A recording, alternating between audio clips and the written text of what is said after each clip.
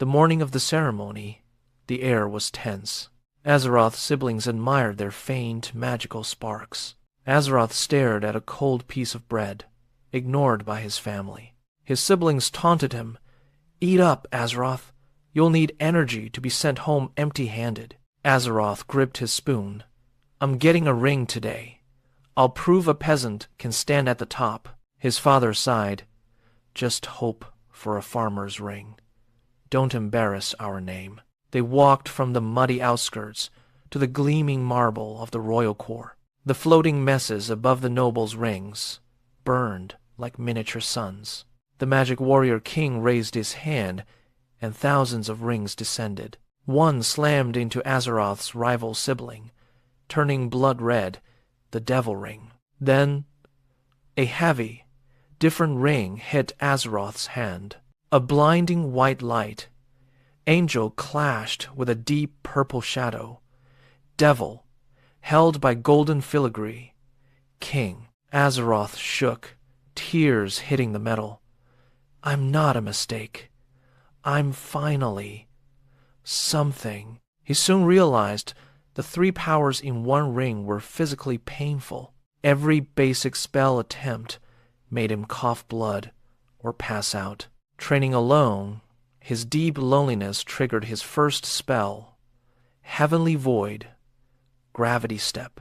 It was a space magic spell, letting him move faster than the eye could see. A mysterious, hooded magic warrior watched him from the woods. He realized Azeroth didn't have a trash ring, he had a cursed miracle. The exam was only weeks away, and Azeroth had much to learn. The rain isn't falling, it's misting, turning the peasant village's dirt road into a thick, black sludge. The only light comes from the flickering torch outside Azeroth's family hut, and the sickly crimson glow radiating from Baron's devil ring. Baron's laughter is jagged. He kicks Azeroth in the ribs, sending him sliding through the muck. Azeroth tries to push himself up, his hands sinking into the cold mud. Baron sneers. "Look at you. You're shivering. Is it the cold, or are you finally realizing that a king's ring was wasted on a peasant like you? You don't have the blood for it. You don't have the soul for it." Baron raises his hand. The devil's lash. A whip of serrated red energy hisses through the air. Crack! It tears through Azeroth's shirt, leaving a burning welt across his back. Azeroth screams, a raw, hollow sound. Azeroth looks toward the hut. Through the window, he sees his parents. His father is pouring a drink. His mother is laughing at something another sibling said. They don't even look toward the window. They don't care if he's being broken in the dirt. Azeroth thinks, "They aren't coming. They never were. I'm in a world full of people, and I'm completely, utterly alone." That realization, that deep, freezing loneliness is the key. It isn't a shonen power-up fueled by friendship. It's fueled by the void in his heart. Suddenly, the mud around Azeroth's hand stops splashing. It freezes. The floating mess on his ring, which had been a dull gray smoke, suddenly implodes. A sound like a glass cathedral shattering echoes through the yard. A pillar of clinical, blinding white light shoots up from Azeroth's ring, piercing the clouds. The rain within 10 feet of him instantly vaporizes into steam. Baron stumbles back, shielding his eyes. "What? What is this? White magic! From a peasant!" As the light fades, Azeroth is standing. He isn't hunched over anymore. His hair is floating as if he's underwater. Behind his right shoulder, a single glowing white feather, 3 feet long and sharp as a razor, hovers in the air. It's pulsing like a heartbeat. Baron, panicked, shouts, "I don't care what color your magic is. Devil's ruin, crimson execution." Baron throws a massive spear of red flames. It's fast enough to kill. Azeroth doesn't even blink. Azeroth whispers, "Angel step, first flight." To the human eye, Azeroth simply vanishes. There is no blur. There is just a pop in the air where he used to be. The fire spear hits the mud and explodes, but Azeroth is already standing behind Baron. The single feather behind him glows intensely. Azeroth says, "You said I didn't have the soul for this." Before Baron can turn around, Azeroth places a palm on Baron's back.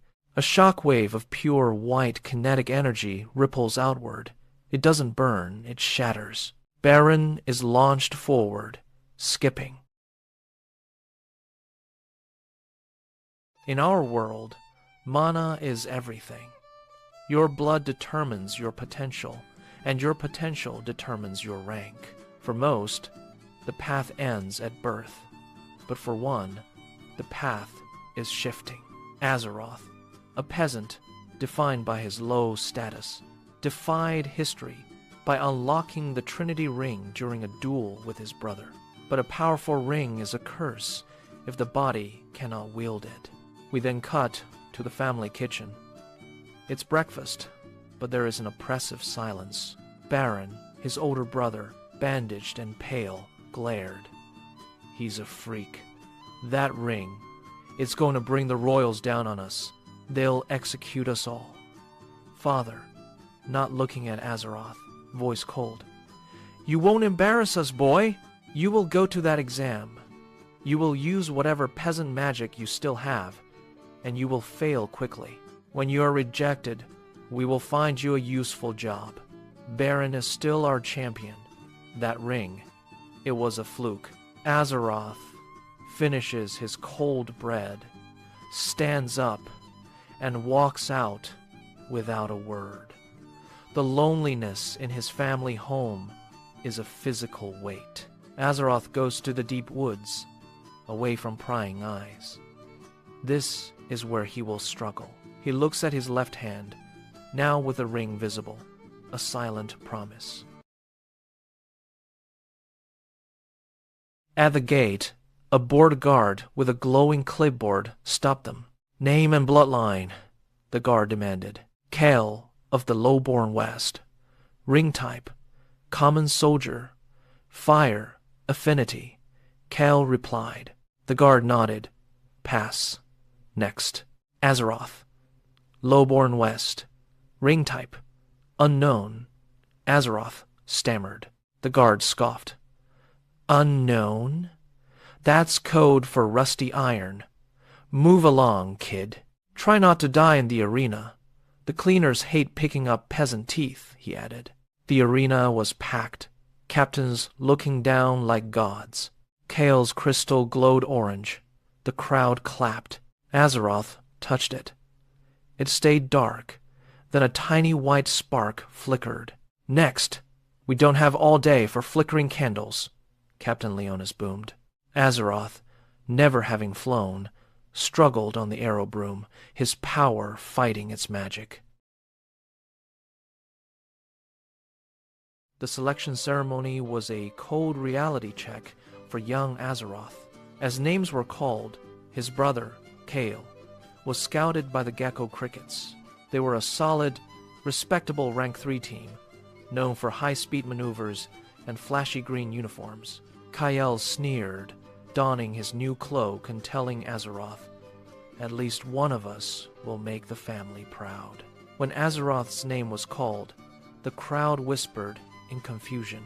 He was picked by the Black Ravens, the rank 4 cleanup crew. The Black Ravens' hideout, a repurposed stone fortress, was incredible to Azeroth. He got his own small room with a real bed, a desk, and a window that didn't leak. His teammates, Lyra and Zane, were rough but welcoming, sharing a massive, hot stew. For the first time, Azeroth felt like a teammate, not a freak. That night, Captain Jax pushed Azeroth in a brutal training session, mocking his pretty angel light. The years of family hatred boiled over, cracking the angel seal. Dark, oily mana leaked from his ring, triggering devil form, the Black Omen.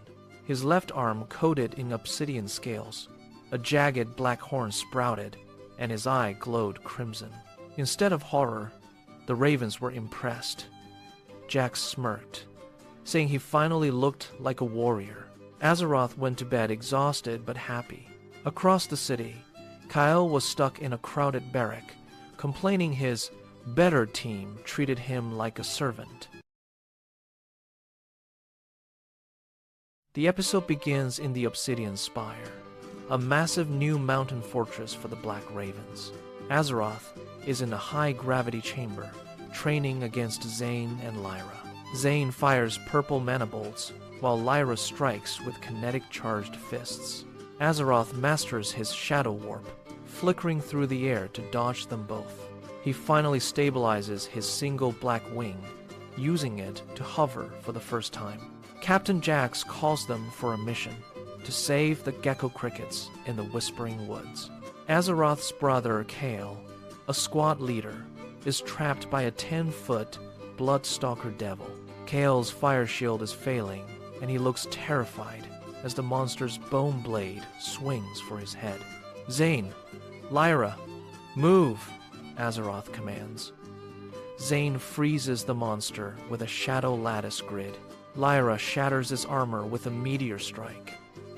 Azeroth unleashes Devil Form, Full Omen. He warps behind the beast and uses Crushing Eclipse, turning the monster into ash instantly. Kael sits in the mud, humiliated. Azeroth doesn't even look back at his family. He finally has a new one. The sun had not yet cleared the jagged peaks of the Iron Mountains. The training bells of the Obsidian Spire began to chime. Inside the massive fortress, Azeroth was already moving. Gravity in the training hall was 4 times normal, making every breath heavy. Opposite him stood Lyra, her fists glowing with kinetic energy. Zane hovered on shadow books, flicking mana needles at Azeroth's blind spots. Azeroth didn't just dodge. He flickered, his single black wing unfurling. He propelled himself through the air in a jagged, unpredictable pattern. He was no longer the boy who stumbled. He was a raven in flight. His obsidian scales pulsed, absorbing Lyra's bursts as he countered. He forced the elite brawler to leap back in surprise. He's getting faster, Zane noted, pushing his glasses up. The grand tournament had turned the capital into a sea of gold and crimson. Thousands cheered, but the air turned ice cold when the Black Ravens stepped onto the sands. Azeroth met Kael, his brother, in the stone corridor.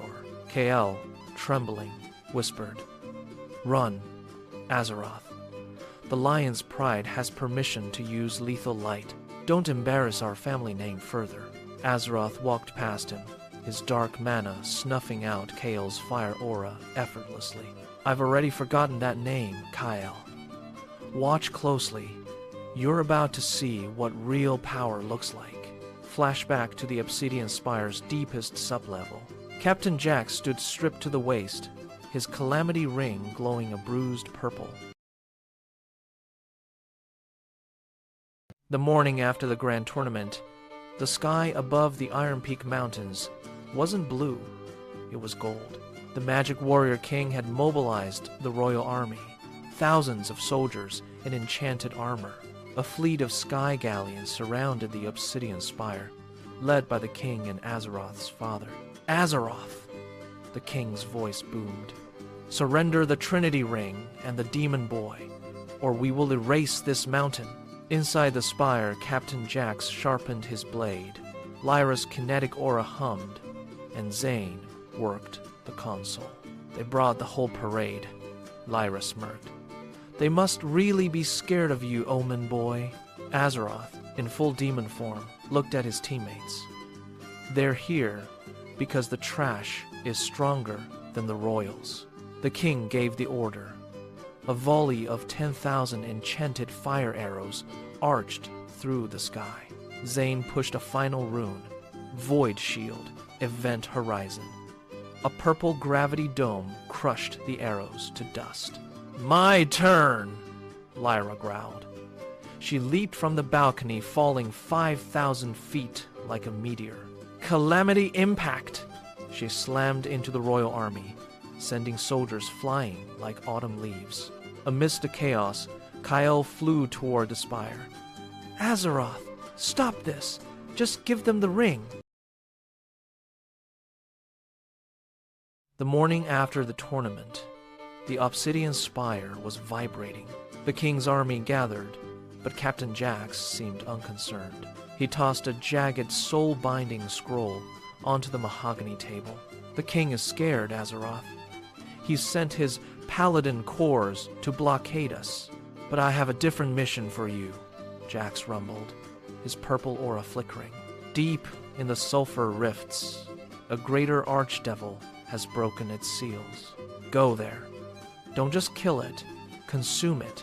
Azeroth traveled alone, blurring through shadows to the rifts.